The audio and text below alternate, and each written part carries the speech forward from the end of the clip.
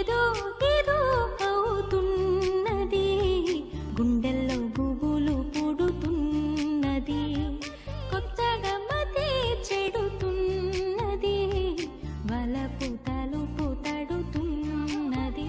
నా వయసు తోటి నా మనసు పోటి పడుతోంది, ఎలా ఆపేది?